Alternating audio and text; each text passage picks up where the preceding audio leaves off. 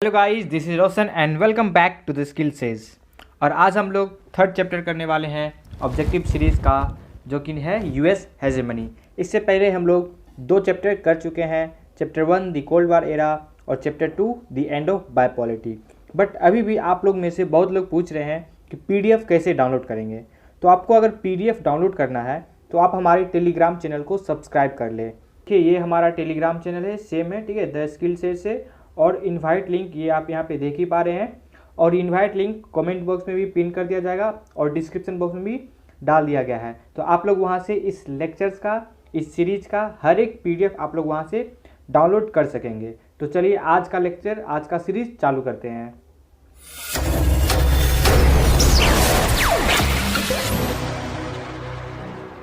तो आज का सीरीज का भी सबसे पहला क्वेश्चन आपका आ रहा है, कंप्लीट द सेंटेंस। ठीक है, तो सेंटेंस को किस तरह से कंप्लीट करना है आपका, यानी कि फिल इन द ब्लैंक्स आ गया, स्टेटमेंट आ गया, ट्रू फॉल्स आ गया, मैच द फॉलोइंग आ गया।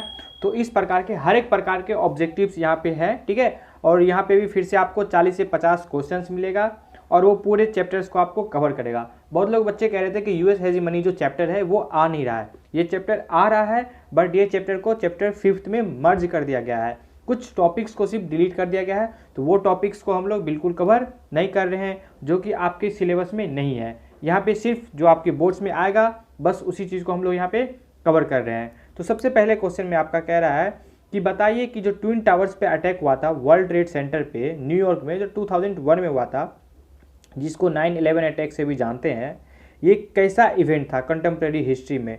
तो ये एक वाटर सेड इवेंट था, दिल दहला देने वाला इवेंट था। ठीक है, तो ये आपका बुक के सबसे फ्रंट पेज पे ही दिया हुआ है, तो आप लोग ध्यान रखिएगा, ये बहुत ही ज़्यादा इंपॉर्टेंट है, आप लोग इसको स्टार मार्क कर सकते हैं। नेक्स्ट क्वेश्चन आपका है, ट्रू और फॉल्स बताना है। क्या यूएस का हेजेमनी 1991 में बिगिन हुआ था? बिल्कुल सही है, क्योंकि उस टाइम ही डिसइंटीग्रेशन हुआ था किसका? सोवियत यूनियन का। लेकिन ऐसा नहीं है कि कंप्लीट हेजेमनी वहीं से स्टार्ट हो गया था। हेजीमनी धीरे धीरे बिल्डअप हो रहा था, बट 1991 में जैसे ही डिसइंटीग्रेट होता है, अपोजिशन जैसे ही कोलैप्स करेगा, तो जो पार्टी पावर में है सोच लो उसका तो और ज़्यादा पावर बढ़ जाएगा ना। तो कुछ इसी प्रकार यहाँ पे यूएस का हेजीमनी भी 1991 से बहुत ही ज़्यादा बढ़ गया था। थर्ड क्वेश्चन आपका कि करेक्ट करना है जो स्टेटमेंट है, ठीक है। अगस्त 1990 China invaded Iran rapidly occupying subsequently annexing it. क्या ये सही है? बिल्कुल गलत है। अगस्त 1990 में क्या होता है? इराक इन्वेड करता है कुवैत को। आप लोग ध्यान रखिएगा कि इराक का जो कुवैत इन्वेशन हुआ था, ठीक है। और वही यहाँ पे बाकी सारा आपका स्टेटमेंट सही है, एरिया को ऑक्यूपाई कर लेता है और उसको एनेक्स कर लेता है, कनकर कर लेता है, ठीक है। नेक्स्ट आपका मैच द फॉलोइंग। तो ये तो आपको बिल्कुल याद रखना है, और ये मैच द फॉलोइंग आपका 1 से 2 मैच द फॉलोइंग आने ही वाला है बोर्ड्स में। तो यहाँ सबसे पहला है operation desert storm. Operation desert storm का क्या होगा? यूनाइटेड नेशन ऑपरेशन था ये, जो कि गल्फ वार के दौरान हुआ था। सेकेंड है ऑपरेशन इंड्यूरिंग फ्रीडम। ये कब हुआ था? Global war on terror. Operation enduring freedom का अगर बोले तो ये क्या है? दूसरा चीज में ग्लोबल वार ऑन टेरर है। थर्ड है आपका accounts for 65% of India's exports. तो ये क्या हो जाएगा? यूएसए। यूएसए इंडिया का सबसे बड़ा एक्सपोर्ट पार्टनर है, ठीक है।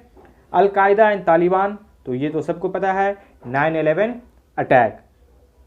क्वेश्चन नंबर 5 आपका कह रहा है when did American hegemony start. तो वही है आपका जो वहाँ पे ट्रू फॉल्स में था, तो 1991 में हुआ था, after the disintegration of Soviet union. इसलिए ये क्वेश्चन को यहाँ पे मेंशन किए हैं कि आप लोग को ये चीज़ मेंशन करना है। 6th क्वेश्चन आपका है फर्स्ट गल्फ वार जो हुआ था वो फाउट हुआ था किसके और किसके बीच में और कितने कंट्रीज के बीच में? गल्फ वार फाउट हुआ था इराक के बीच। तो फर्स्ट गल्फ वार किसके किसके बीच में हुआ था? इराक और 32 कंट्रीज के बीच में, ठीक है, जिसको यूएस लीड कर रहा था। यहाँ पे नेक्स्ट क्वेश्चन आपका आ रहा है कि इराक जो कुवैत को इन्वेड किया था कब किया था? इन अगस्त 1990। तो देखिए वहाँ पे आपको ये दे दिया कि अगस्त 1990 में कौन किसको इन्वेड किया था, वहाँ पे रीराइट करना था, स्टेटमेंट को करेक्ट करना था, और यहाँ पे आपको इस तरह पूछ दिया गया है। तो आपको बोर्ड्स में भी इस तरह से क्वेश्चन आ सकता है। नेक्स्ट आपका क्वेश्चन है कि जो फर्स्ट गल्फ वार है उसको किस नाम से भी जानते हैं? तो ऑपरेशन डेजर्ट स्टॉर्म। और यही चीज़ आपका यहाँ पे मैच द फॉलोइंग में भी था, ठीक है। तो आप लोग ऐसे क्वेश्चन को ध्यान रखिएगा कि इस क्वेश्चन को जरूरी नहीं है कि हम जैसे बता रहे हैं वैसे ही पूछेगा, घुमा कर भी पूछ सकता है, ठीक है। अगला क्वेश्चन आपका है कि हेजेमनी मीन्स होता क्या है? हेजेमनी होता है डोमिनेंस, ठीक है, पावर। तो आप सिंपल बोले कि बिकमिंग पावरफुल और doing something for power is called hegemony, dominance over something. और इसको ये भी कह सकते हैं कि ये जो डोमिनेशन होता है ये सिर्फ पर्टिकुलर एक फील्ड में नहीं बल्कि हर एक फील्ड को कवर करता है, लाइक मिलिट्री हो, इकोनॉमिक हो, पॉलिटिकल हो, सोशल हो और कल्चरल हो। तो हर एक चीज़ में आपका सुपीरियरिटी है, आपका डोमिनेंस है, तो आप कह सकते हैं कि आपका हेजिमनी है। हु इन्वेडेड अगेंस्ट इराक, तो इराक के अगेंस्ट कौन इन्वेस्ट किया था? A massive coalition force of 6,60,000 troops from 34 countries ने इन्वेड किया था। ठीक है, अगला क्वेश्चन आपका आ रहा है, in the coalition forces against Iraq what was percentage of US soldiers. तो ये तो आपका बेसिक चीज़ है, आपको ध्यान रखना है कि ये जो 6,60,000 जो ट्रूप्स था इसमें 75% यूएस का सोल्जर था। ठीक है, नेक्स्ट आपका क्वेश्चन है कि जो कौन सा वार हुआ था जिसको वीडियो गेम का नाम दिया गया था या फिर कंप्यूटर गेम का नाम दिया जाता था या कंप्यूटर वार के नाम से भी जाना जाता है। तो आप लोग ध्यान रखिएगा, कंप्यूटर वार क्या है? फर्स्ट गल्फ वार। ठीक है, तो 13 नंबर जो क्वेश्चन है ये आपसे पूछ रहा है कि ऑपरेशन इराकी फ्रीडम जो हुआ था उसका पर्पज़ क्या था। तो इसका पर्पज़ बहुत ही सिंपल आप लोग लिखेगा कि जो यूएस का इन्वेजन था इराक पे, इसका पर्पज़ था कि जो भी वहाँ पे ऑयल फील्ड है उसको कंट्रोल करे और वहाँ पे क्या करे, अपने एक रिलेटेड, अपने फ्रेंडली रिलेटेड एक सरकार बनाए जो कि यूएस का बात माने। तो ये दोनों पर्पज़ था ऑपरेशन इराकी फ्रीडम का। क्वेश्चन आपका है, who defeated Bush in the presidential election 1992। तो कौन? बिल क्लिंटन, जो कि डेमोक्रेटिक पार्टी से बिलोंग करते थे, इन्होंने ही हराया था किनको? जॉर्ज बुश को। ठीक है, 15 नंबर क्वेश्चन आपका है, which operation took place at the time of president Clinton. Bill Clinton के टाइम में कौन से ऑपरेशन हुए थे? Operation infinite reach.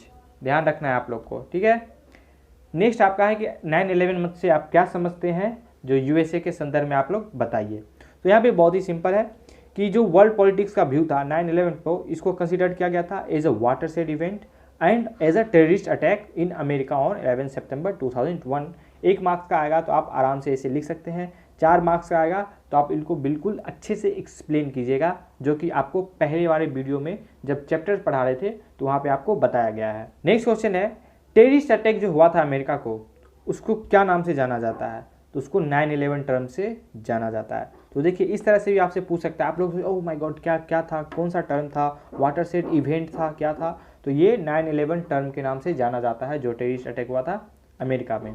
ठीक है, तो यहाँ पे पूछा है कि जो इंसिडेंट हुआ था 9/11 में उसको एक्सप्लेन कीजिए। तो आप लोग जान ही रहे हैं कि जो 11 सितंबर 2001 को क्या हुआ था, 19 हाईजेकर्स क्या किए थे, अरब कंट्री से थे और उन्होंने 4 कमर्शियल एरोप्लेन को हाईजेक कर लिया और चारों को 4 डायरेक्शन, यानी कि आप बोल सकते हैं कि 4 गोल था वहाँ पे अटैक करना था। 2 का था कि वर्ल्ड टावर जो कि वर्ल्ड ट्रेड सेंटर पे था जो कि न्यूयॉर्क में था, और तीसरा था पेंटागन में, और चौथा जो था वो पेंसिल्वेनिया ग्राउंड पे वो क्रैश कर गया था। वो लोग 3 टारगेट को हिट कर पाए थे और चौथा प्लेन जो था वो क्रैश हो गया था। तो इस तरह से इसका आंसर आप लोग लिख सकते हैं। और फिर अगर आप लोग से WTC का फुल फॉर्म पूछ देता है तो आप लोग वर्ल्ड ट्रेड सेंटर लिख दीजिएगा, कोई बड़ी बात नहीं है। तो नेक्स्ट क्वेश्चन आपका है कि which operation was started by US against terrorist, जो कि वो लोग अटैक किए थे। तो वो ग्लोबल वॉर ऑन टेरर को लेकर कौन सा ऑपरेशन चला था? Operation enduring freedom. ध्यान रखना है आप लोग को। ठीक है, how did the US respond to 9/11 attacks. अब अटैक तो हो गया था, अब यूएस कैसे रिस्पॉन्स किया था? तो यूएस क्या किया था, ऑपरेशन इंड्यूरिंग फ्रीडम बोला कि इसको लॉन्च करना है और जितने भी सस्पेक्ट है सबको पकड़ के लाओ, और स्पेशली अलकायदा और तालिबान ग्रुप को लाओ और उनको धर दबोचो और उनके बाद उनको पनिशमेंट दिया जाएगा। अब यहाँ पे ये आपका बहुत इंपॉर्टेंट क्वेश्चन है, इसको भी आप लोग स्टार मार्क कर लीजिए। ठीक है, कि जो कौन से चीफ अमेरिकन जनरल थे जो ऑपरेशन डेजर्ट स्टॉर्म को लीड कर रहे थे, जो 6,60,000 ट्रूप जो जा रहा था उसको लीड कौन कर रहा था? नॉर्मन स्क्वाशकॉप। ठीक है, तो इनका ये नाम है, आप लोग इसको स्पेलिंग ध्यान से याद रखना है वरना आपका मार्क्स कट सकता है। नेक्स्ट क्वेश्चन आपका है, who was held responsible for 9/11 attacks bye America. तो अमेरिका तो डायरेक्ट रिस्पॉन्सिबल किसको ठहराया था? अलकायदा और तालिबान ग्रुप को। 4th नंबर जो क्वेश्चन है आपका कह रहा है कि ऑपरेशन इंड्यूरिंग फ्रीडम क्या था। हम लोग बार बार डिस्कस कर रहे हैं कि ऑपरेशन इंड्यूरिंग फ्रीडम क्या है। तो ऑपरेशन इंड्यूरिंग फ्रीडम जो था वो यूएस के द्वारा लॉन्च किया गया था और ये इसलिए लॉन्च किया गया था कि जो 9/11 पे अटैक हुआ है और उसके जितने भी सस्पेक्ट हैं उन सबको पकड़ के लाया जाए, ठीक है। तो ये था ऑपरेशन इंड्यूरिंग फ्रीडम। नेक्स्ट आपसे क्वेश्चन ये पूछ रहा है कि जो पहला 2 प्लेन जो हाईजैक हुआ था, टोटल 4 हुए थे, लेकिन जो उनमें से 2 थे उनका कहाँ टारगेट था? तो उनका टारगेट था न्यूयॉर्क में वर्ल्ड ट्रेड सेंटर पे, ठीक है। How many members are included in coalition of willing led by America? तो आप लोग देखिए कि वो जो कोलाइशन था उसका नाम क्या था? कोलाइशन ऑफ व्हीलिंग। उसमें लगभग 40 से ज़्यादा कंट्रीज थे। 27th क्वेश्चन आपका पूछ रहा है कि ऑब्जेक्टिव बताइए ऑपरेशन डेजर्ट स्टॉर्म का। तो ऑपरेशन डेजर्ट स्टॉर्म आप लोग बता दीजिएगा कि क्या था और किस लिए लॉन्च किया गया था और इसका क्या था ऑब्जेक्टिव। तो ऑब्जेक्टिव बस सिंपल यही था कि जो भी वहाँ से लाना है इराक से, वहाँ पे ऑयल फील्ड और वहाँ पे एक रेजिमी बनाना है जो कि फ्रेंडली हो। तो ये था ऑपरेशन डेजर्ट स्टॉर्म का ऑब्जेक्टिव। नेक्स्ट क्वेश्चन आपसे पूछ रहा है कि बताइए कौन सा स्ट्रेटजी जो यूएस अपनाया था, ठीक है, यूरोप को हेल्प करने के लिए सेकेंड वर्ल्ड वॉर के बाद। तो वो स्ट्रेटजी का नाम है मार्शल प्लान। आप लोग इसको बस याद रख लीजिए कि मार्शल प्लान के द्वारा ही यूएस यूरोप को हेल्प किया था ताकि उसका इकोनॉमी रिवाइव हो सके। 29th क्वेश्चन पूछ रहा है कि बताइए कि who used to look after unrestricted traffic in international seas before America? तो ब्रिटिश नेवी, ठीक है। जो सी लोन ऑफ कम्युनिकेशन बाद में जो रूल बनाया गया, ठीक है, तो इसके पहले कौन कंट्रोल कर रहा था ट्रैफिक को? ब्रिटिश नेवी कर रहा था। तो ये भी आपसे पूछ सकता है। 30 नंबर क्वेश्चन है कि internet is a really result of which strategy? ठीक है, तो इंटरनेट जो किसका रिजल्ट था? इंटरनेट था अर्पा का रिजल्ट, ठीक है, अमेरिकन रिसर्च प्रोजेक्ट का एक रिजल्ट था। नेक्स्ट क्वेश्चन आपका है कि what is the American share in world trade? तो यहाँ पे कुछ आप लोग ये दोनों ध्यान रखिएगा कि वर्ल्ड ट्रेड में अमेरिका का 15% शेयर है और वर्ल्ड के इकोनॉमी में 28% शेयर है, ठीक है। तो ये आप लोग थोड़ा सा डिफरेंट है, यहाँ पे वर्ल्ड ट्रेड है और ये वर्ल्ड इकोनॉमी में, तो आप लोग इसको ध्यान रखिएगा। नेक्स्ट आपका कि स्ट्रक्चरल पावर का एक एग्जाम्पल बताइए। तो इसका बेस्ट एग्जाम्पल MBA हो जाएगा, ठीक है। 34th क्वेश्चन है कि फर्स्ट बिजनेस स्कूल कहाँ पे ओपन किया गया था? तो फर्स्ट बिजनेस स्कूल पेंसिल्वेनिया में हुआ था, यूनिवर्सिटी ऑफ पेंसिल्वेनिया में, और उस स्कूल का क्या नाम था? Wharton school. तो इसको आप लोग ध्यान रखिएगा। 35th क्वेश्चन आपसे पूछ रहा है कि 2 एग्जाम्पल बताइए यूएस के सॉफ्ट पावर को। तो इजीली 2 भी सॉफ्ट पावर का आप एग्जाम्पल लिख सकते हैं, जीन्स, फास्ट फूड वगैरह वगैरह, बहुत सारा एग्जाम्पल्स है, ठीक है। How many Indians work in silicon valley? Almost 3 lakh Indians, जो कि ह्यूज नंबर है। और अभी अगर देखें प्रेजेंट में तो कितना ज़्यादा इंडियन अमेरिकन बोल सकते हैं कि यूएस में बहुत ही ज़्यादा पार्टिसिपेशन, उनका योगदान बढ़ चुका है। 37th क्वेश्चन है highlight any one main feature of US economy. तो सबसे पहले कि इसका वर्ल्ड का ओपन इकोनॉमी है, कैपिटलिस्ट इकोनॉमी है, ठीक है, और इसी से इनको डोमिनेंट मिलता है, पावर मिलता है अपने इकोनॉमी को सपोर्ट करने के लिए। और जो यूएस हेजेमनी है ये बहुत ही ज़्यादा पोजेस करता है क्या क्या? तो ability and desire to establish certain norms and order to sustain the global structure. एक डिसीजन यूएस का ग्लोबल स्ट्रक्चर को चेंज कर सकता है। तो ये फीचर है यूएस के इकोनॉमी का, इतना ह्यूज इकोनॉमी है। Name a strategy to escape from US hegemony. तो बुक्स में आपको बहुत सारे स्ट्रेटजीज पढ़ना था, यहाँ पे एक स्ट्रेटजी आपको लिखना है, तो हाइड स्ट्रेटजी लिख दिए हैं, ठीक है। बंडावागोन स्ट्रेटजी भी है। आप लोग बताइए कि बंडावागोन स्ट्रेटजी क्या होता है, हम लोग आगे इसको भी डिस्कस करेंगे। 39th क्वेश्चन आपसे पूछ रहा है कि what are 3 different aspects of US hegemony. अब यहाँ पे देखिए 3 डिफरेंट एस्पेक्ट्स पूछ जा, तो बच्चे लोग कंफ्यूज हो सकते हैं कि 3 डिफरेंट एस्पेक्ट्स क्या था। हम लोग तो हेजेमनी पढ़े हैं, ठीक है, तो वही है, बस एस्पेक्ट्स बोलिए, हेजेमनी बोलिए, यूएस का सब एक ही है, ठीक है। हार्ड पावर, स्ट्रक्चरल पावर और सॉफ्ट पावर। तो यहाँ पे एक सिंपल यहाँ पे क्वेश्चन डाल दिए हैं कि सॉफ्ट पावर क्या है। तो आपसे पूछ सकता है कि हार्ड पावर क्या होता है, स्ट्रक्चरल पावर क्या होता है, सॉफ्ट पावर क्या होता है। तो सॉफ्ट पावर बहुत ही सिंपल है कि जो भी मतलब कल्चरली रिलेटेड, ठीक है, आइडियोलॉजी को रिलेटेड। सॉफ्ट पावर मतलब समझिए आइडिया या फिर कल्चर। तो ये दोनों चीज़ को लेकर जो भी डिसीजन होता है, जहाँ पे कोई इम्पैक्टफुल करता है, तो उसका हेजेमनी दिखता है। तो hegemony is a soft power implies class ascendancy in social, political and particularly ideological spheres, ठीक है। It arises when the dominant class or a country can win the consent of the dominant class by persuading them to view world in a favourable manner. Like देखिए तो US का और USSR का कितना ज़्यादा ideological difference चल रहा था और दोनों कंट्री परसुएट कर रहा था अलग कंट्रीज़ को कि आप मेरी आइडियोलॉजी को फॉलो कीजिए, एक्सेप्ट कीजिए। तो यही था सॉफ्ट पावर और इसमें किसका जीत हुआ था? ऑब्वियसली यूएस का हुआ था क्योंकि यूएसएसआर डिसइंटीग्रेट हो गया था। सो 41वां क्वेश्चन आपका है who held the new world order. बहुत इंपॉर्टेंट, ठीक है, आप लोग इसको ध्यान रखिए। आपसे ये भी पूछ सकता है कि न्यू वर्ल्ड ऑर्डर होता क्या है, उसको हेल्ड कौन किए थे? तो उनको हेल्ड किए थे यूएस प्रेसिडेंट जॉर्ज बुश।